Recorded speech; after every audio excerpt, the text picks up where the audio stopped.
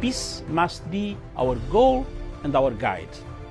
And all that we strive for as a human family, dignity and hope, progress and prosperity, depends on peace.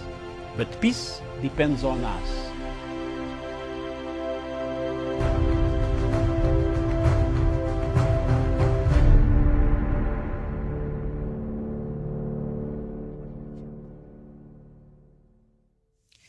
Good morning to you, and thank you so much for joining us again. This is the People's Court.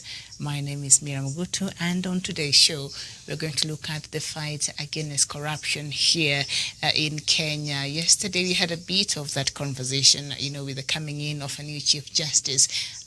We're going to see a new change in terms of how corruption cases are being handled in our courts, because we know a lot of times the judiciary has been accused of being the weaker link when it comes to the fight against corruption. So with new leadership in our Kenyan court, which is now being led by Chief Justice Martha Koome, will the war against corruption gain momentum? Are Kenyans going to have more confidence when it comes to dispensing of, the cases there in our courts and how they handle the corruption cases in the country? And so today we shall continue, but looking at it from a different perspective, because outside of the judiciary, when it comes to, the justice system, there are a lot of other institutions that are involved, and especially when it comes to the fight against corruption. We know EACC is a very important component, the DCI is a very important component, and also the Office of the Director of Public Prosecutions and all these other people and offices. Very important if the country was to win the war against corruption. So the multi-agency approach in the fight against graft is ongoing. And there is a number of significant high-profile corruption cases, some of which have been successfully investigated, tried, and convictions handed or lost public assets also have been recovered. And as we were talking earlier in the morning, we saw in the leading newspapers the story that was there, the 4 governors under probe over the 11.5 billion Kenya shillings, and that is according to the EACC. All right, so joining me this morning is Professor Jared Onyari. Professor, very good morning to you. Good morning, Miriam, Chavan, our viewers from wherever they are. All right, thank you. And also we'll be joined by Jevan Karanja. Jevan, a very good morning to you. A very good morning, Miriam, and good morning to our viewers wherever they are watching us from. Okay, we apologize. Jevan, we seem to be having a bit of an issue with your connection there, so if you could fix it, please. All right, we will appreciate that. And we're also joined by Douglas Kirimi. I don't know if you can hear me. Douglas, good morning. All right. So, yes, Douglas is still joining. Douglas, habari ya leo? All right. Douglas, I think, is still in the process of joining there. Sometimes it takes a bit of a while, but he shall be with us very shortly. Now, the EACC, in its latest update in the fight against corruption, has showed that it is, in the last 5 years alone, it has been able to investigate 1,000 cases of graft-related cases successfully. Some of these cases have included high-profile cases touching on 9 former and current governors, principal secretaries, senators, several current and former members of parliament, managing directors of state corporations and private companies. And perhaps before we continue with this conversation, Prof, the money that right now EACC is investigating, the story that we had earlier, I'd like for us to just start from there as we continue with this conversation. This 11.5 billion Kenya shillings, should it be recovered and brought back, to the public? What can it do in terms of changing the lives of Kenyans, in terms of schools and hospitals and all these other things that Kenyans need?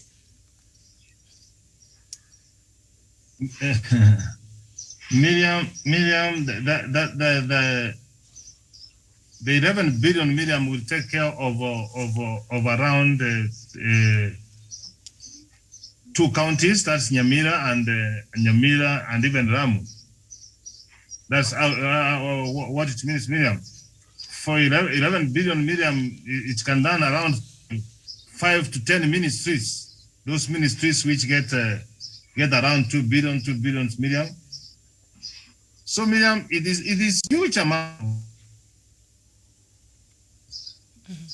And once we have caught you, Miriam, and we can go and you bargain. You give us our money and you go.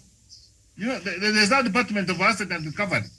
You can go and say, oh my God, I was not lucky, have your money back. But I did, Miriam, that have caught.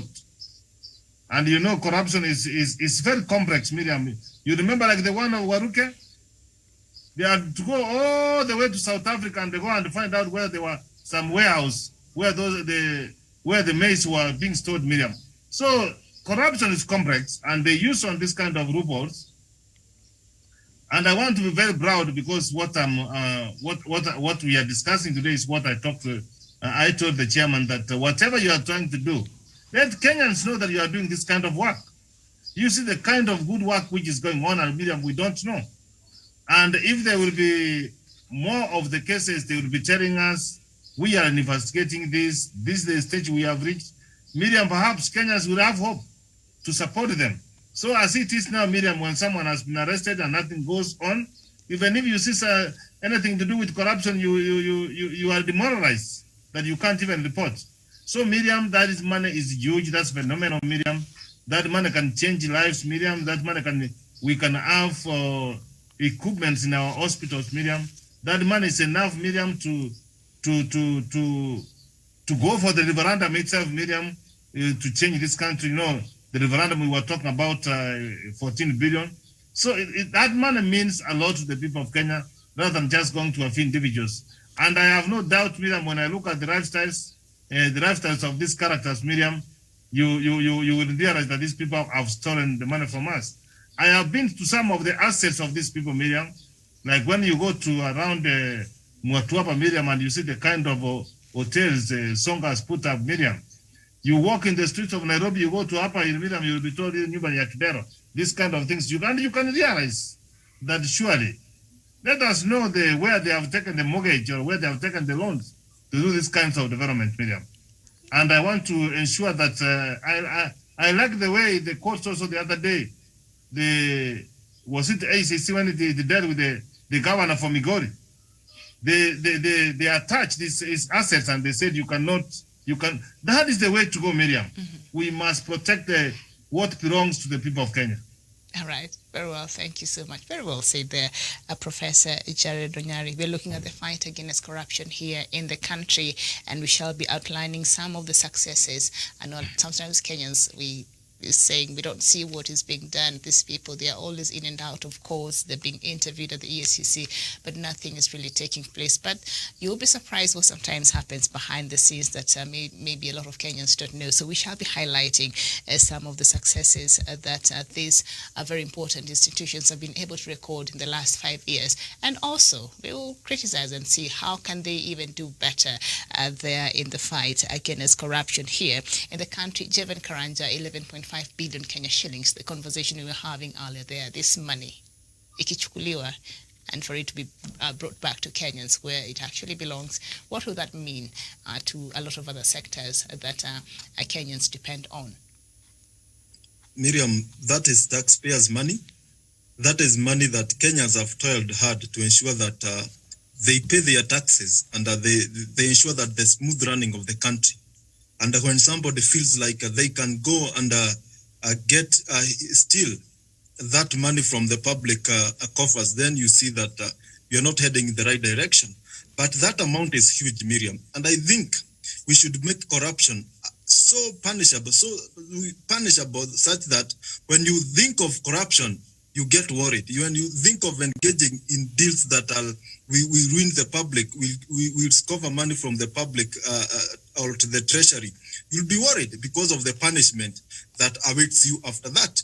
And I think, Miriam, should maybe fear like what happens in other jurisdictions, like in China, where if you are corrupt, Miriam, the best way to deal with you is not taking you to committee, is to eradicate you through the bullet. I think some of these things should be brought on board so that people will fear and they will act as deterrent measures to ensure that we work the fight. We walked the talk in the fight against corruption.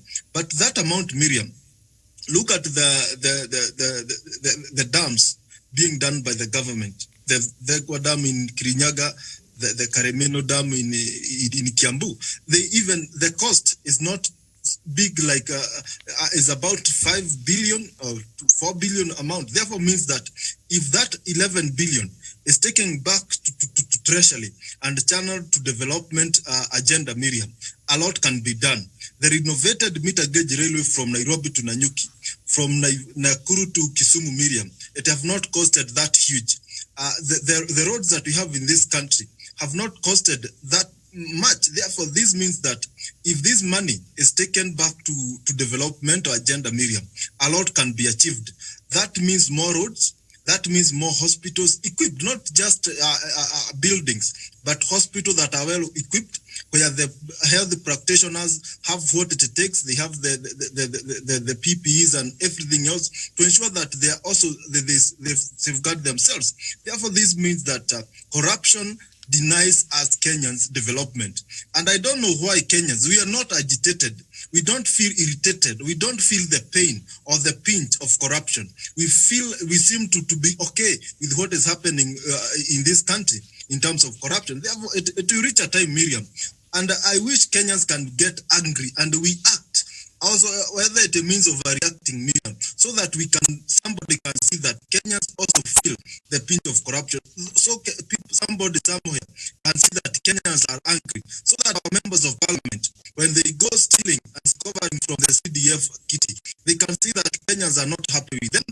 And by doing that, Miriam, if we can act as Kenyans, these members of parliament will fear engaging in this kind of dubious corruption scandals.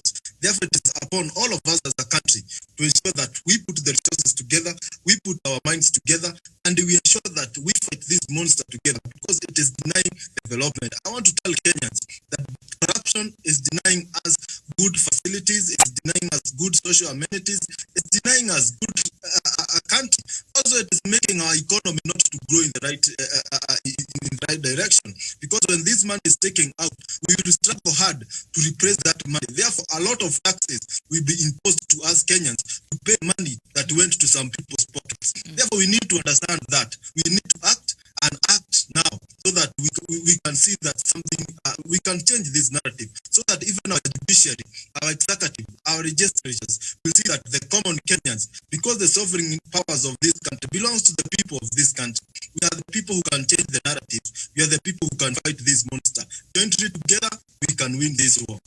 Thank you. All right. Thank you so much. We were looking at some of the successes in the last 5 years of these institutions that have been tasked with a very important mandate when it comes to the fight against corruption. And within the 5-year period, 275 corruption cases were finalized in various courts across the countries. Out of the finalized cases, not the countries, but counties, out of the finalized cases, 169 cases resulted into conviction. Out of the 275 corruption cases, 169 of those, which accounts for about 69%, resulted into conviction. And working in collaboration with other agencies, EACC also was able to recover stolen public assets of approximately Kenya shillings 25 billion within the same period through its intense proactive anti-graft strategies together with other government agencies charged with the war against corruption. The EACC was able to avert a potential loss of public asset of approximately 30.4 billion Kenya shillings. Like when you read such monies, Douglas Kirimi, and you look at the monies that have been recovered and the ones which the EACC and other agencies are pursuing, you realize that, you know, when we get these monies together, we might not even need any funding for our budget. Very, very few, you know, this money that is lost, we'll be able even to find a huge chunk of our budget that now we're struggling to even meet, you know, as we speak right now. Douglas Kirimi. Thank you, Miriam, for having me on the show this morning, and also a very good morning to you and Professor Jared Onyari, Jevan Karanja, and everyone.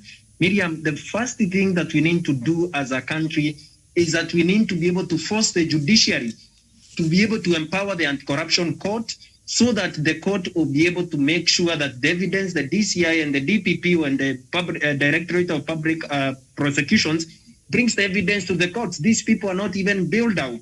These people can be able to be jailed. And immediately, as the EACC has done to recover over 25 billion and avert over 35 billion arrows of public funds, we need to be able to come to terms that thieves like Mike Sonko, Waitito, Kidero, and Rena Koral, governor of Turkana, and everyone who has taken public properties and built houses, hotels, and grabbed the public lands, these people belong to Kamiti, Manyani, and Shimoratewa. Miriam, we cannot keep massaging the egos of these leaders. People like Kidero who cannot be able to tell where they got funds, no bankroll, no nothing, where they got the monies to be able to build the luxury apartments in Nairobi. Mike Sonko in Mutuapa built hotels.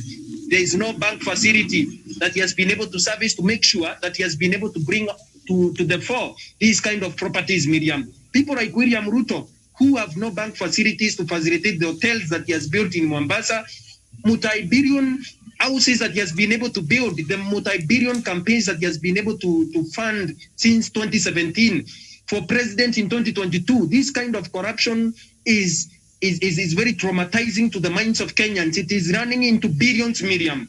At the end of the day, if we don't recover these monies, especially from William Ruto and his surrogates, Miriam, our country is not going to move forward. And even the recovery model of empowerment model of economy that William Ruto keeps talking about is a charity. It is a charity because he's a man that has been stealing from this country since 1992. And then today, you have the same person guided and also persuaded and also supported by the same thugs who have questionable backgrounds like Kidero, Mike Sonko, Waitito, telling him you'll become president in 2022. Are they coming to become president and steal everything else that is left behind? Miriam, you cannot be able to correct a mistake that you have been able to create for over that years. These are people that we should be able to take their properties and sell them immediately.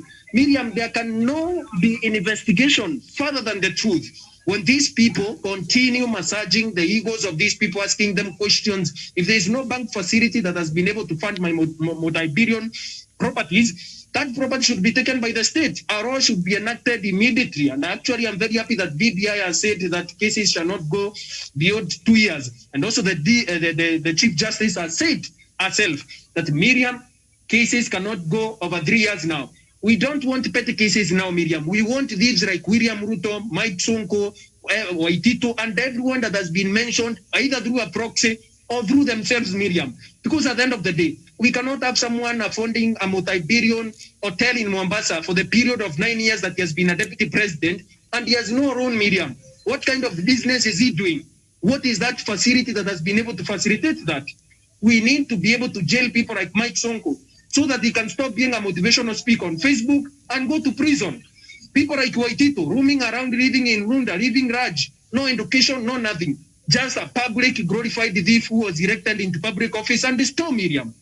People like Rena Koral of Samburu, instead of solving problems that are bedeviling the people of Samburu, is talking about William Ruto becoming president in 2022 so that they can continue their era of stealing and the looting of public funds.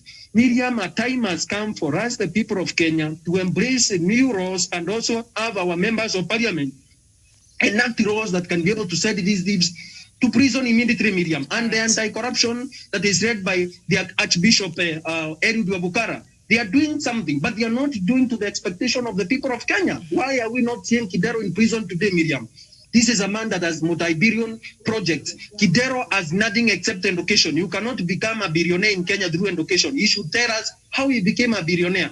Within few years, 5 years at City Hall, Kidero has built multi-billion properties in Upper Hill and also other places in Nairobi. Miriam, a time has come for us to deal with thieves and deal with them decisively. That can be the greatest legacy President Uhuru Kenyatta can leave to the people of Kenya, including the infrastructural projects that have been sabotaged by these thieves, Miriam. I submit. Okay, thank you so much. Douglas Kirib there suggesting that the members of parliament should enact some of these tough laws that has to do with the fight against corruption. I'm not sure that is something they will be very willing to do, because a lot of them are mentioned and are part of the perpetuators of the mega corruptions we see in this country, our politicians and other top civil servants in the country. So now, there's some of the strategies that EACC and other multi-agency when it comes to the war against corruption have used to the fight against corruption. So let's just look at some of these anti-graft strategies that they're saying they're using so that this fight can be successful. The first one, the agency continually reviews systems and corruption risk assessments targeting ministries, departments and agencies and county governments. So far, over 50 national government MDs have had their systems reviewed. The EACC has also assessed corruption risk in 20 counties, including Kisumu, Taita Taveta, Narok, Kitui, Vihiga, Embu, Nyandarua, Makueni, Kiambu, and Homa Bay. The EACC has also given 400 advisories to MDAs on corruption prevention and a performance contracting framework. The EACC has so far approved leadership and integrity codes for 127 out of the possible 136 public entities with state officers.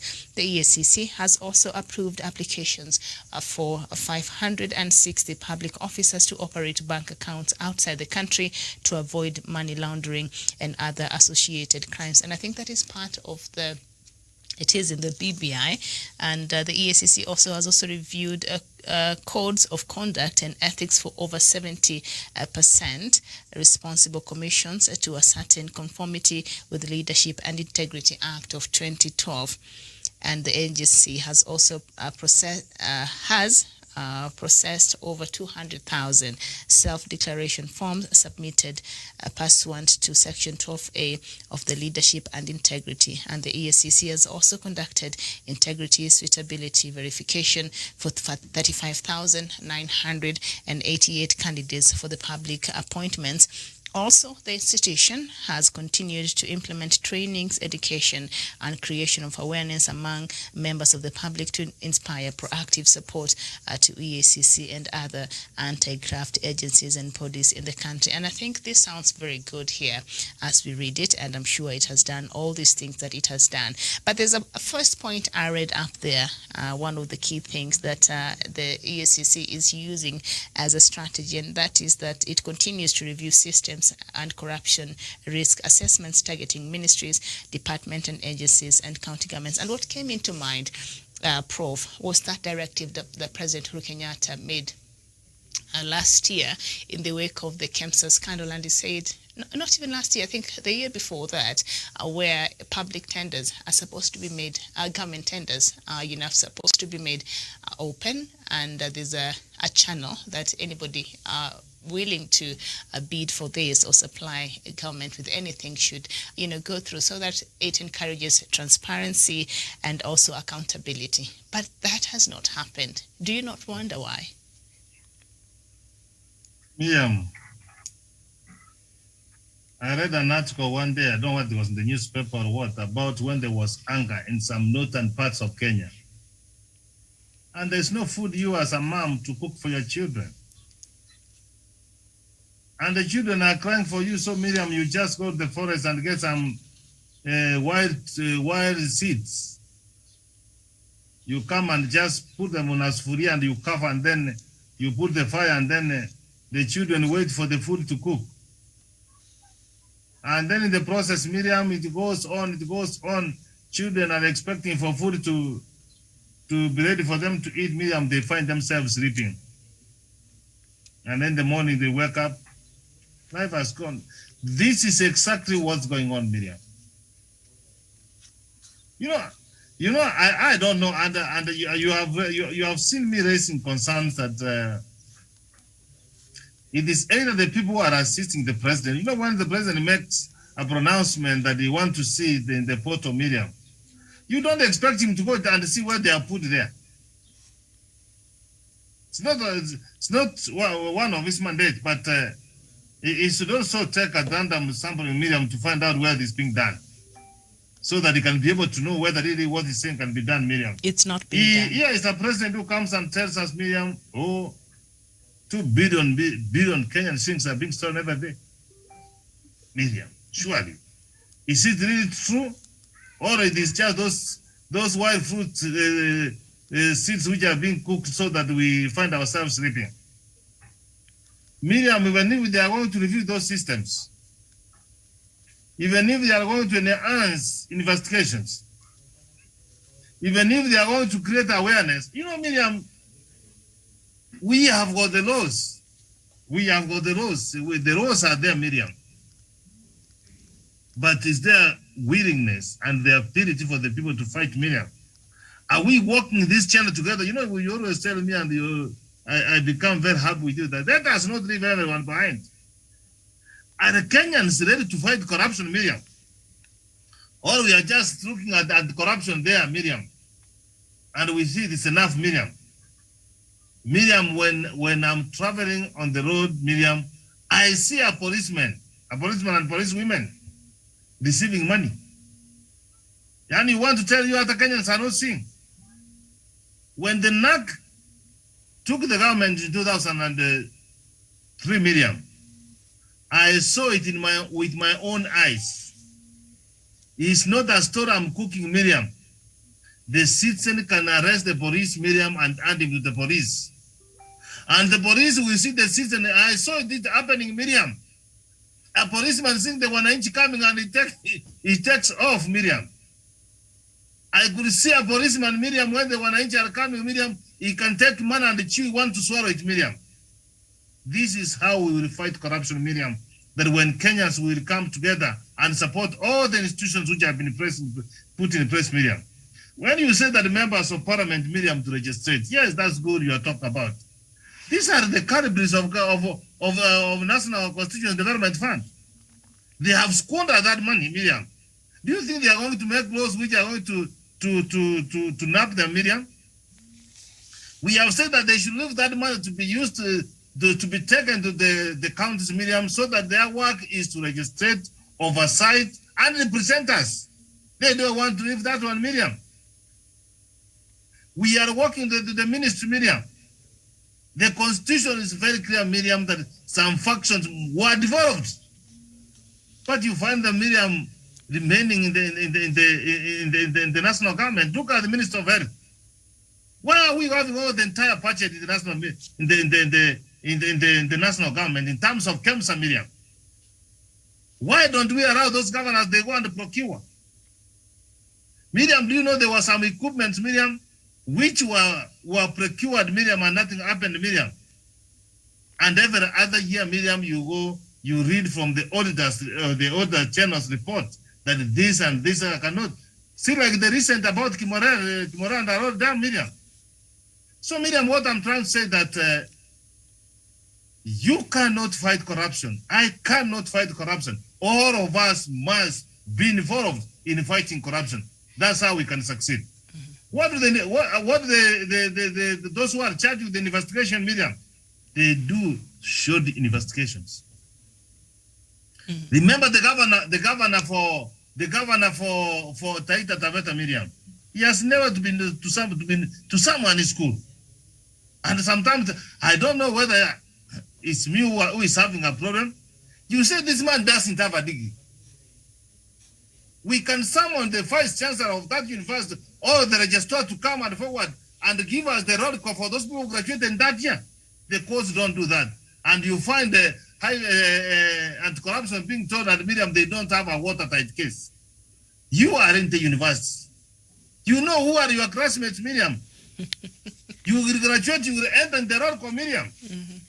So, Miriam, the fighting corruption, Miriam, we are assuming that the angels will come from heaven to come and help us fight corruption. We must fight corruption by all of us. We must support our president. You know, I went to China, Miriam. Your brother is a policeman. You know the money, the kind of money he earns, but you could see him coming up with the facts, Miriam. You are the one to go and report this to your brother. I know my brother is a policeman. He has not gotten any lottery. He has not got any inheritance. Why don't you want to investigate him? That is how we will be able to fight corruption. And in China, You find yourself that you have engaged yourself in corruption, Miriam. Before we come for you to shoot you, you have already taken the rope and you have hung yourself. That's how you can fight corruption, Miriam. We cannot leave it to Abukar, a very good man of God. Being frustrated, Miriam. Look, I was asking Miriam, are you aware about the 7.5 million gate in Nyamira? How do you investigate against 7.5 million for 4 years? He has been there, and I was asking the chairman, did you see like 7.5 million? Which evidence do you want even the court can go and see that expert? They have got that kind of opportunity. So Miriam, the court cannot fight corruption, and corruption cannot fight the corruption. DCI cannot fight corruption, but all of us must fight corruption. Very well said, Professor. Thank you so much. And now, between 2018 and 2019, the files that were forwarded to the Office of the Director of Public Prosecutions over corruption were 237, and between 2019 and 2020, the files that were forwarded there a bit less than that, at 163 files. Proactive investigations between 2018 and 2019 were 14, and right now, between 2019 and 2020, about 31. So that has doubled, more than what we had the previous year. A value of loss that the institution has averted, public loss, between 2018 and 2019 was 14.5 billion Kenya shillings, and between 2019 and 2020, the value of loss that has been averted was 20 billion Kenya shillings. Integrity testing conducted was 112. In 2018-2019, and between 2019 and 2020, the integrity testing conducted was 25. Sting operations in 2018-2019 was 188. We've seen an increase in 2019-2020 for the sting operations at 267. This integrity testing, I don't know how they do it, but I'd like to know why in 2018-2019 they had 112, and then 2019, 2020, 2020. Well, first of all, our politicians should they not all go through this integrity test? Because the people we have in leading sectors in this country, even representing us, if we were to look at the Chapter 6 of our Kenyan Constitution, which I think the EACC is the one that passes these people to, we will not have some of these people in that house. So how can the EACC do better when it comes to the integrity testing? I'll find out how they go about it. Jevan Karanja. Okay, thank you, Miriam, very much for this debate, the conversation that you're having this good morning, almost afternoon. And Miriam, the integrity test. And I wish the EACC, because they are the people, before you go for an elective position, you submit your papers, they go through and everything else, so that they can give you a go-ahead to go to the IBC and the other bodies to be vetted, to ensure that you meet the integrity question that they're talking about. The best option that they have is to bar these people before they come to Parliament. Because when they are in Parliament, Miriam, it is difficult to deal with them. Now look at Sonko, look at Waititu, look at Kidero and the other guys, Miriam. It is becoming difficult to tame them now.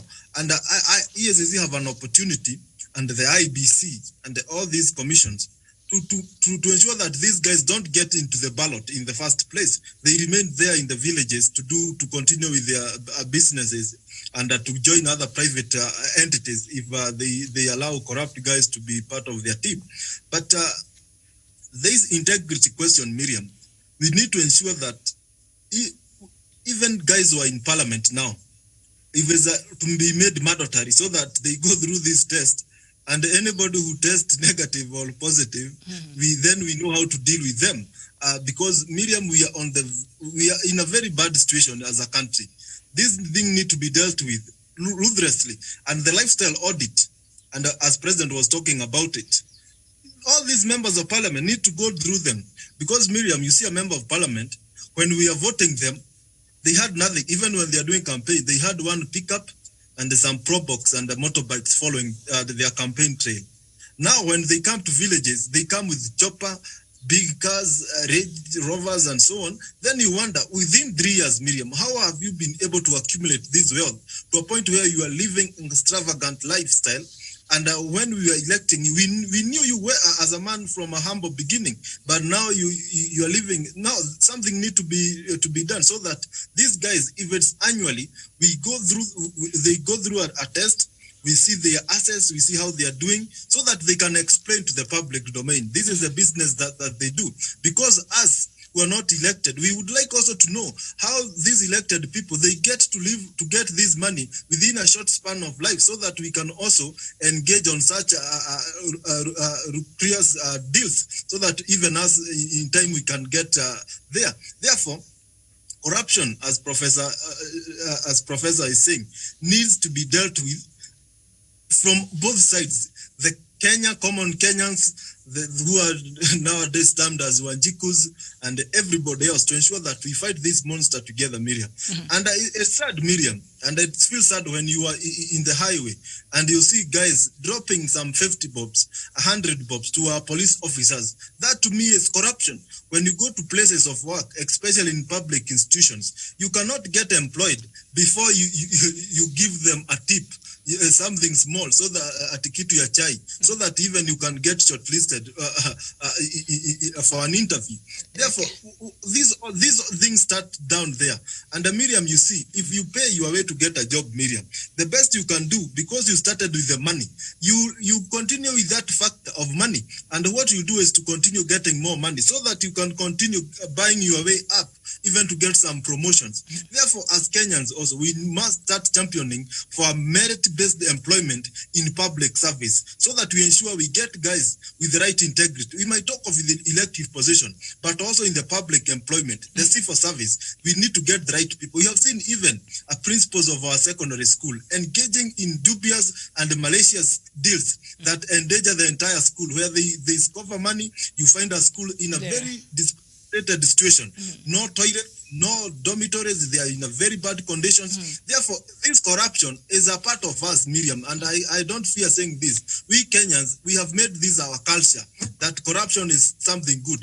Even without shame, Miriam, when you go to this recruitment of our police officers, you will see here, even our parents saying that you only need 200K so that your son or daughter can get to this the office to join the force.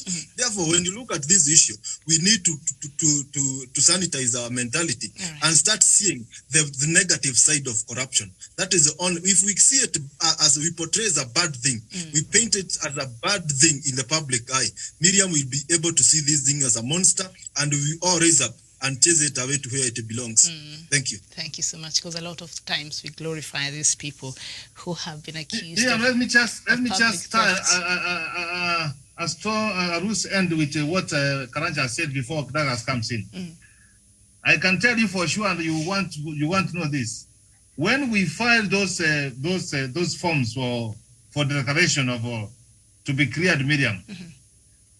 Well, the best they can do is to stamp it and put it there. I am sure, Miriam, and I don't want to lie, nobody looks for those ones.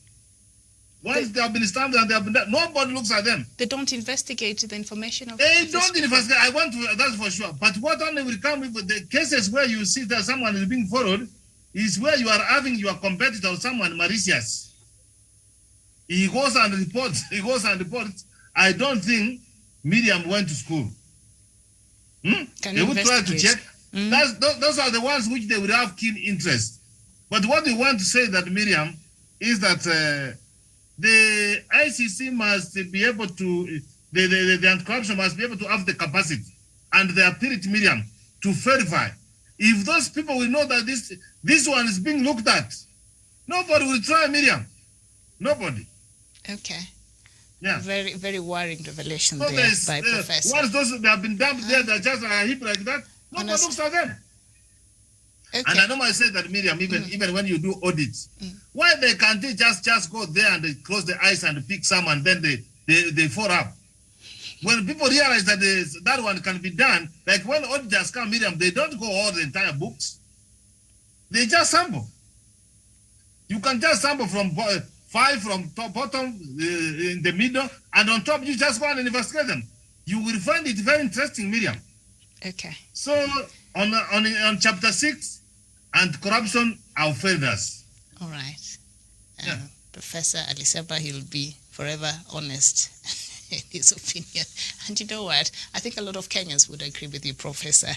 Now, some of the status of some cases that in the courts that has to do with corruption, cases that have been filed in court between 2018 2019 were 414, and 2020 and 2019 and 2020 is 504. So we've seen an increase there of the number of cases that were filed in the court. Cases finalized by the court 2018-2019, there were 78. 2019-2020, 87. Convictions, 2018-2019, the cases were 51. 2019-2020, 39. I don't know why the convictions is going down. That bothers me. More. Acquittals in 2018-2019 was 23, and 2019-2020, 18 acquittals. Okay. The withdrawals, the case that were withdrawn from the courts for whatever reason that had to do with corruption, 4 of them were withdrawn between 2018 and 2019, and between 2019 and 2020, the withdrawals were around 30 cases, from 4 to 30. Now that doesn't make any sense, to me. I think those are the cases that our former CJ Maraga said, you bring the courts here that are not watertight, that don't have the evidence we need, that don't have that, shoddy investigations have taken place. So, no, the acquittals there, 18, and the withdrawals. I don't know if they agreed to out-of-court settlement. I'm not sure why the withdrawals there, as Imenda.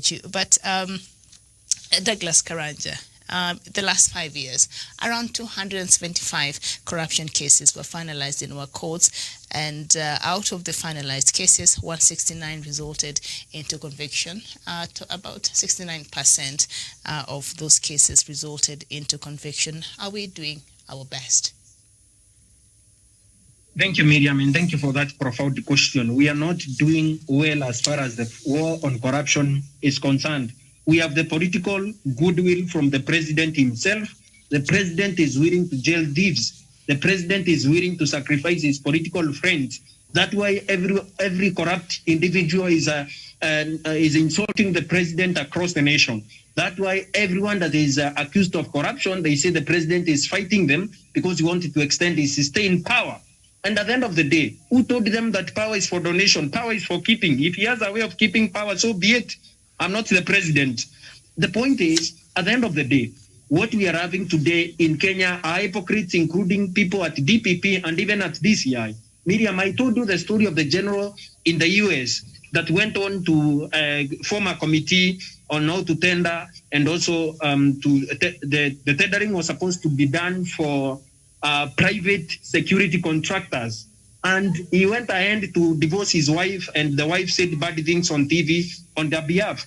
And at the end of the day, the wife went on to register a company that the general made sure that will be given the tender when he resigns from office. Maybe 2 years later, the general comes again, the company comes again, wins a multi-billion-dollar company, and they come together. In Kenya, they don't use those smart Western tricks. In Kenya, they still drew their girlfriends, girlfriends, and everyone knows these tricks.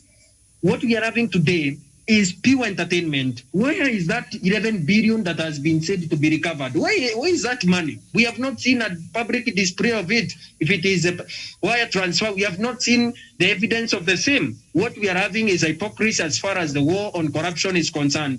Political goodwill alone from President Kenyatta will not make it happen. Political goodwill from the people of Kenya, the Oroi Poroi, the poor people, the children and the women who suffer when corruption is around in this country, will not alone matter when we don't jail these thieves and jail their proxies. Miriam, we need, like Professor disputing what I was saying. What I was saying is that we need to be able to strengthen the laws that we have in our country, the anti-corruption laws that we have in our country, so that we can be able to link these proxies, people who steal for and behalf of the people who are in power today, so that we can be able to take these people down and take them to prison. Miriam, when you look at it, in this country, all we can say is Douglas Kiremi has built a very huge tower in Merutown. I have never taken a loan since I was born. I've never done this and this, but I have a huge loan, an explained source of wealth. That should be taken by the government until you explain. Miriam, the shirt that I'm on now, I know where I bought it. I bought it in September 2020. The coat that I am in, I bought it in December 2020. How difficult is it to explain where you got your billions? How difficult is it for you to explain where you got your billions to be able to build all the apartments in Nairobi? And they are not only apartments, luxury apartments in Nairobi. How do you build a house, Miriam? A multi-billion house, no own facility, no nothing. You just wake up like an angel, manufacture your own money, stamp the money, and build a multi-billion home, and also continue constructing hotels and buying houses and also business premises in Nairobi. Miriam, at this point, what we are having today is pure hypocrisy as far as the war on corruption is concerned, because the people who are in the system are very corrupt. They want to continue making sure they make the people of Kenya look like Dadaans. People don't think. Miriam, we are being treated to a charity.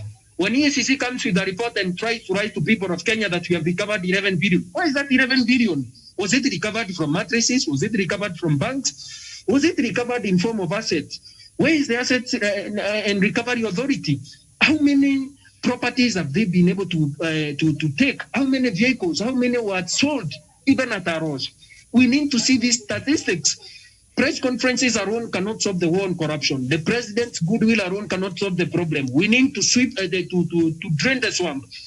Unless we drain the swamp in this country, people like William Ruto will glorify corruption and continue making sure that the people of Kenya lose billions of shillings every year. Kidero will continue and go on to become the governor of Homa Bay and still to the last cent like he did in Nairobi City County. Another song will rise and continue becoming a thief.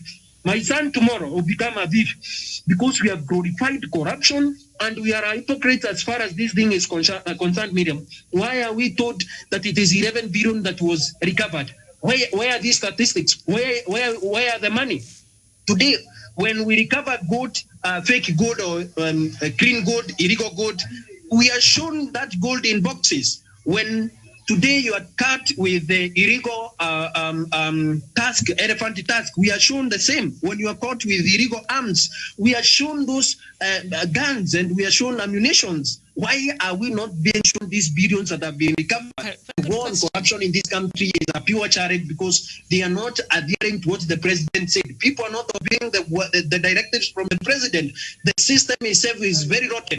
We need to sweep to drain the swamp. If we don't drain the swamp, Miriam, we are not doing anything in this country, and we'll continue having many more thieves, even as President Kenyatta leaves the fore. Because at the end of the day, Miriam, what we are having are members of parliament who are corrupt, senators who are corrupt, governors who are corrupt to the core. Mike Sonkos of this world, Governor Moses Kasaine and Akora, Governor of Wajir, and others, Miriam. We are being treated to a charity in this country, Miriam. Thank you. Thank you so much, and I pray that your son does not grow Miriam, up and, can you allow me become to tell that I was not objecting what he was saying. I was saying that some of these members of parliament who are supposed to registrate, they are also culprits. They cannot make laws which are going to convict them. Majority of them are the perpetrators. Yes. So yeah, of course. And that's what I think. But quite a number, Miriam. There is no member of parliament who have not even who has not swallowed a few of the CDF. Some corrupt money and they've swallowed. Okay, but there's an important question there, Professor, that Douglas has brought up. Where is this money? The EACC is telling us very good news how much money it has recovered from this stolen or looted, money from the public. And Kenyans, I think this is a question that Kenyans would want to get an answer to. Where do you take these proceeds? Which school do they go to build? Which roads are they building? Which hospitals have they, built up? So Kenyans would want to know, is that important for us to know where this money is after being recovered, or these assets, where they go for the public interest? Yeah, Miriam, we discussed the other time that we discussed the same subject, if I can remember. Yes. That money is not channeled back to the treasury, to Exchequer. Sometimes we were trying to see, can the same money be used so that they can be able to do something for the community, so that the community of the South can see that if we fight corruption and if we team up, we'll have come to advantage. But I want to see that that money might be lying in the account of anti-corruption.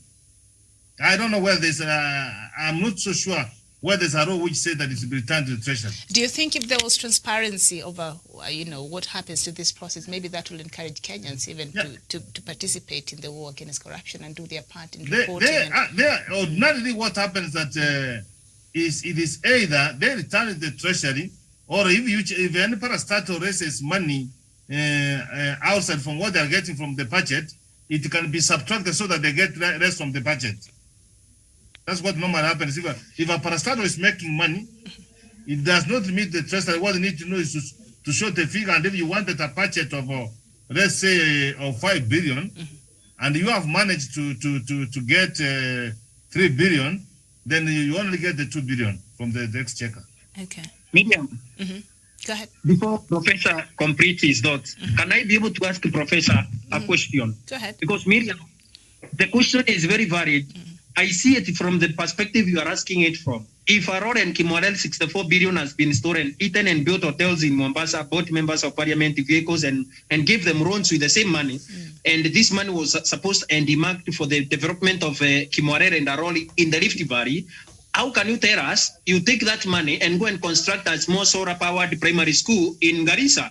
Miriam, when money is meant for Dwake Dam and is stolen and eaten, and the money is the same money buys vehicles for girls, college girls in Nairobi, for certain politicians, and apartments for them in Nairobi. That money should be used now in Kajiado to build a small school, solar-powered primary school. That money should go to the same project that it was earmarked for. Because Miriam, as you even continue massaging the ego of big thieves who have continued malnourishing the people of Kenya economically, big thieves continue looking for money from these infrastructure projects and stealing. And at the end of the day, we are not told if that money was returned to KVDA, the Kerio Valley Development Authority, to continue construction of our own, or that money will be channeled into another project in the same community that money was stolen from. Yes. Because Miriam, we are having a huge problem in this country. We are being told 11 billion has been returned. Let's say 200 billion was lost. Will that money go back to the same projects, Miriam? Very good question, Prof.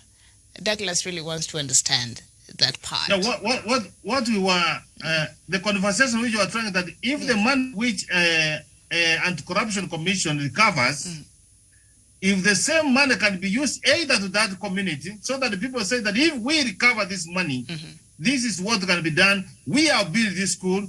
This is what it means. You know that one. So the people should not suffer because of these thugs. So the money should be, but we just give that's right. a different person to manage whatever the project or whatever it is that the community was going to benefit from. It is just like now, if we recover land, the land goes to the government, Miriam.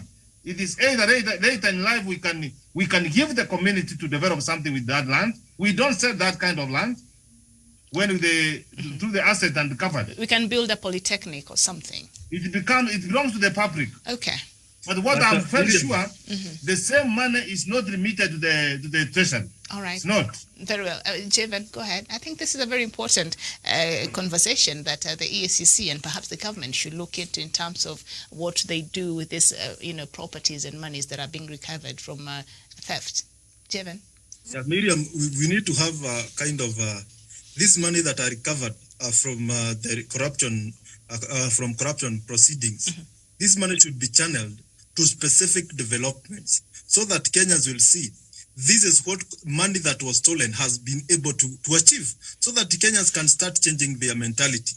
Because at the end of the day, if the money was meant to construct Kimwarel Dam and the construction continues, the politician will take advantage of that and say, I was hunted. But Jevan, put the politician aside. Put the politician aside and bring the community that was meant to benefit. Should they suffer because a few individuals that had nothing to do with them stole from them, and now they should continue suffering? Is that what you're saying? We should punish everybody. Should not suffer. The community should not suffer because of one individual. Okay. But Miriam, the nature of this country, everything will be Politicized. politicized. Yeah, and you'll see them now taking advantage because, for example, in the case of Kimorel and Arol Dam, if the commencement of the dams, but they can't take advantage if they're somewhere in jail paying for that sin. That is what I'm saying. Recovering them, and this was, you have just preempted what I was just to say. Okay. Recovering the amount is not enough.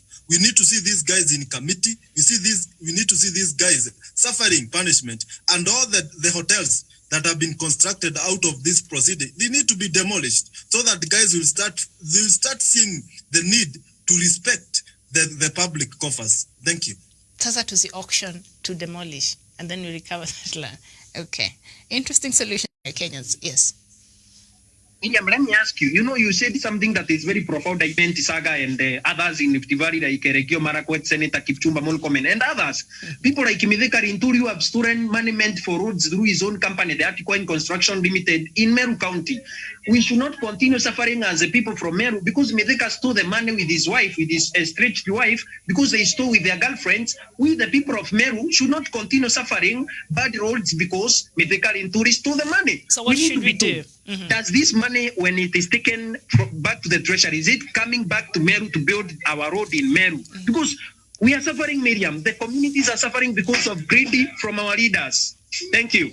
Yes, at ASCC, maybe you could help us, answer this because now we are speculating and we are assuming we're trying to understand what you do with this money and what the government does with this money. So could you please clear that out for us so that Kenyans can understand, and that maybe will encourage them to report watu wao wakiba wanakuja wanawaambia, because they know if you recover that money it will go helping the people who actually needs this money. So now I'll just go quickly some of other measures that the EACC has established in the fight against corruption. I think include partnering with other regional and international anti-graft and counter-organized crime bodies, peer-to-peer learning within the region, and the continual use of the multi-agency approaches. Now the successes that the EACC has made in the fight against graft notwithstanding, there are still a number of challenges which the body has encountered, and they include politicization of the war against graft by some politicians and benefactors of corruption, delays of some cases before the courts, which delays justice to Kenyans, among other challenges. I think we should pose a challenge, because now we see from this conversation, I think the big takeout is Kenyans, including myself, I want to know how these monies and properties and everything that has been recovered, we want to know what happens after that. And also some of these challenges, politicization of war against graft. How can these bodies, Prof, rise above the politicization, especially on certain cases like you see in Kimorel and Arol, attracted a lot of politics that diverted the attention of Kenyans from the money and the benefits these dams was going to bring to the community around that place, to now you're targeting our people. So how can they rise above such diversion? Yeah. Miriam, there's something you talked about, awareness, and Ethics and Anti-Corruption Commission, Miriam, they have got a Department of Education, Miriam, of creating awareness. And that's how I was able to interact with some of the senior officers there, and even the chairman and corruption, when they were trying to train the civil society. Miriam, information is power. Information is power. People who are informed, Miriam, can be able to take informed decisions, Miriam. So, Miriam, sometimes, and that's why Article 10 of the Kenyan Constitution, Miriam, is very key when it comes to public participation, Miriam. People have got the right to be informed. People have got the right to be involved, Miriam. Miriam, people have got the right to be consulted. Don't just go and try to come up, oh, you are going to do a dam just like this. Consult people, inform people, involve them. Let the people know that the project is going to come. Let the people know that it's going to start when. Let the people know that how they are going to be compensated, Miriam. So when people have this kind of information, Miriam, it becomes much easier. It becomes much easier. So from where I sit, anti-corruption, Miriam, should be able to work in synergy, in partnership with the other stakeholders, Miriam, with the communities, Miriam, with the civil society, Miriam, so that we can be able to articulate and advocate with all these kind of things. So when people are aware, it becomes so easy for them to demand for accountability, for transparency, Miriam.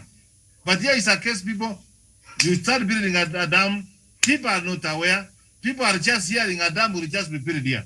So let us involve people, let us inform people. To me, from where I take, Miriam, that part of the constitution, Miriam, is what we are going to utilize, and Miriam, and we will be able to change the SAD, Miriam. That and corruption, Miriam, work with the communities. You know, even in terms of having their officers, Miriam, you know, they have regional officers, Miriam. The one for anti-corruption, Miriam, to deal with South Nyanza, that's Migori, Homa Bay, and Kisii, Nyamira. It is their officers are in Kisii. They should be able to develop those ones, Miriam, even to the counties, even to the world level, so that people can, when they know, if they see where they can be able to report.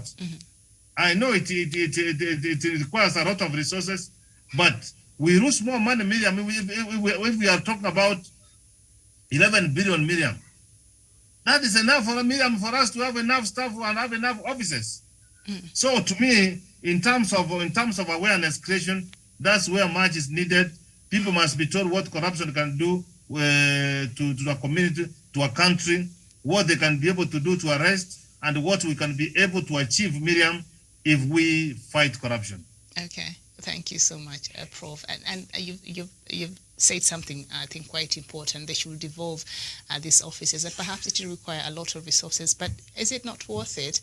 The same way now, when you go to the chief's camp, you'll find a children's office that deals with children matters, a GBV office. You can have a corruption office next there, and in our villages, because this is a pandemic we have in this country, and if we were to win it by any means necessary, then whatever we need to do so that we're able to, Kenyans are able to access this very important offices and to report and to be a part of and create awareness and be involved, then we have to do whatever it takes, all right? But I hope we will not be devolving corruption again like we devolved when we had the counties. Jevan Karanja, as we conclude. Yeah, thank you very much, Miriam. You know, corruption, as you have said, this is a crisis. This is like the COVID-19 that you are dealing with. If it was possible to get some vaccines and everybody to be given anti-corruption doses, then Miriam, it could have worked miracles, because you could have just seen corruption and you ran away. That was on a lighter note. Sputnik. But Miriam also can yeah. Okay, that was funny. Yeah, we need vaccination for corruption. But Miriam, as Professor is saying, this issue of devolving these offices to near to where we are can do us miracles, because when you look at us here in Mount Kenya region, our offices are in Nyeri, and when you go there, Miriam, Kenyans even don't care whether they don't even engage these offices. The only people there are members of parliament, the MCAs, and those people maybe the elites in the society. But other Kenyans are busy with their business, and even they don't know where they can report these cases. Therefore, it is high time that the IECC creates awareness, advocacy in our radios, in our television, so that Miriam, Kenyans can see Miriam. As we have done with COVID-19, you could see an advert in our newspaper, in the television, and in the radio, and people are able to take action. That is how they need to do their work, so that when you switch on your TV, the next advert after this issue of the Pampers and everything else will be about the COVID, the corruption, and how we can, how the effects of corruption in the country. Therefore, those are some of the things that need to be done, and creating awareness is very important, Miriam, because even Kenyans at local level will start seeing the need to start having a culture, to cultivate the culture of being upright members of the society.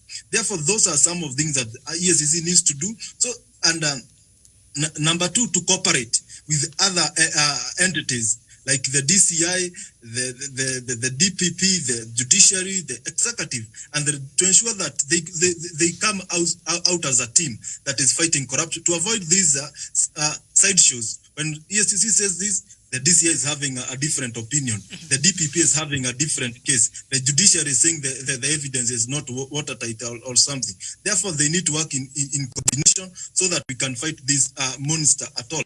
And they need to ensure that they take the big fish into committee, into our courts, so that even these smaller omenas will start fearing this thing called corruption. And that is the only way we can change perception, because perception is very critical.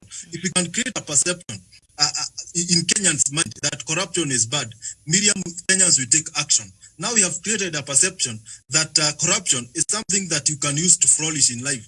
Corruption is something that is sweet. Therefore, we need to change that and create a perception that corruption is really bad. And this is not about a perception, it's a reality. That corruption is bad. It denies us the essential service that we need to prosper as a nation. Okay. Thank you.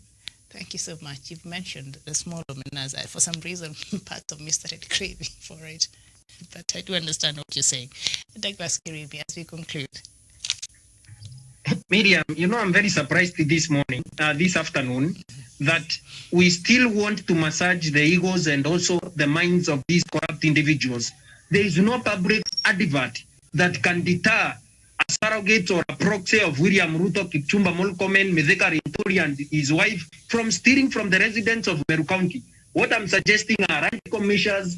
When Mithika Linturi has been accused of stealing through Atcoin, stealing public funds meant for construction of roads in Meru, we should sell his houses in Meru, in Nairobi, and in Rift Valley. Sell his properties, and including the car that the wife rides in, take that money, build the roads, they can go to court. This is a case against community, and this is a case against the public. This is a case of public interest. So there is no particular Kenyan will be taken to court. He can take the Kenyan government to court. Because before he built those houses in Runda, before he built those apartments in Maua and in Meru, through our public resources, he never added them. So it is a case of recovering that money using an orthodox method which is going to work. Because, Miriam, at the end of the day, if we cannot enact laws that are very strict, if you steal public funds, there is no case of going to see if you are accused of this and this. We need to go and take your property, sell it, then you can go to court. And those are the only radical measures that Kidero, except for education that his father took him to school alone. Kidero has never built any industry in this country. Kidero does not sell any candle. Kidero does not sell a pencil. Kidero does not sell any book. Kidero has made his money through corruption. And that is the only way we can be able to deal with it. Kidero, William Ruto has never sold even a single cow to anyone in this country. The only way we can be able to deal with these issues is to go and sell his house in Mogosho, sell his house in Karen, sell his hotels in Mombasa. And Mike Sonko, what is that product that Mike Sonko supplies to the people of Kenya, except for the drug allegations that are being leveled against him? Miriam, this pretense should end immediately so that these deeds will be stopped. And the only way to stop them, it is not through adverts that the corruption is bad. This is a corruption-free zone. It is by going for their properties, selling properties belonging to their girlfriends and their children, so that, Miriam, we can be able to curb these menaces. Because if it is President Uhuru Kenyatta's children who have stolen, we should go for Jomo Kenyatta too, the son, and also Jaba Kenyatta, and also Ngina Kenyatta, the daughter, and sell their properties and make sure we have returned that money. Because, Miriam, the parameter that I'm using to argue my point is, before they stole from the public, they never had that money to buy those matatus or choppers. We should sell the choppers that belong to William Ruto. That is the only way. They can continue going to court. They can go to work with Anthony General and others. As the public continues suffering in Meru, Mithika Linturi continues getting weight in Nairobi, continues getting more famous in Tanga, and being promised to be Minister of Interior in 2022, a dubious character that makes the people of Meru continue working on muddy roads since stealing their funds since 2016, 2017. That trash and rubbish should come to an end, because at the end of the day, we are having a territory or a government that is ungovernable, because corruption has permitted everywhere. In Kimwarel, they're still waiting for their dams many years later. The people that stole those dams, Miriam, have built hotels. Let us go for the hotels, the towels, the spoons, and also even the aprons that were supposed to be used in that hotel in Mombasa. The vehicles that he has bought for those politicians, let us sell even at Aros and return the money to Kimwarel and Aror and build the dams that were supposed to be built there. In Meru, where Mithika Linturi has been accused of stealing through Atecoin construction, let us return the money to my village. Let us build those roads. Mithika can go to any court that he wants to go. And after that, we convict him and send him to prison. Simple. Thank you. Okay. Thank you. All right. Douglas Kirimi feeling very passionately there about corruption, and I think every Kenyan should, because this is a cancer that has been eating up in all sectors that affect the lives of Kenyans and indeed Africans across the continent. And one of our viewers here, good luck, Esin Walker, you're saying, good morning, Dr. Matanga is not here. My name is Miriam Mugutu. Corruption is a canker worm and a clog in the wheel of development of Africans, not just in Kenya. African leaders has remained a bundle of problems against themselves and their subjects. Many have turned themselves to sit tight leaders, corruptly enriching themselves and their cronies while impoverishing the people. Nepotism, ethnicity, and religious bigotry becomes the order of the day. It's such a long note there, but thank you so much. I get what you're saying, Tunkara Mohammed. You're saying great and true talk, so you appreciate. And Kiptanui Savania, you're saying the fight against corruption in Kenya is being slowed by the usual cartels who are the beneficiaries of these loots. Judiciary is always giving out unnecessary bonds to the suspects of corruption. We need to unite and fight this monster together. And Chigozi, a very good morning to you, and thank you so much for watching. Professor Jared Onyari, Jevan Karanja, and Douglas Kirimi. I'm really glad we had this conversation today. My name is Miriam Mugutu, and EACC and the government agencies. And now the ball is in your court. Thank you so much for watching. This has been the People's Court. Bye-bye for now. Asante sana, Miriam. Miriam, this conversation was very nice. It was. Wewe haukuwa na mabilioni za kujenga huko Karen. Mbona unataka tuende kotini utuambie huko?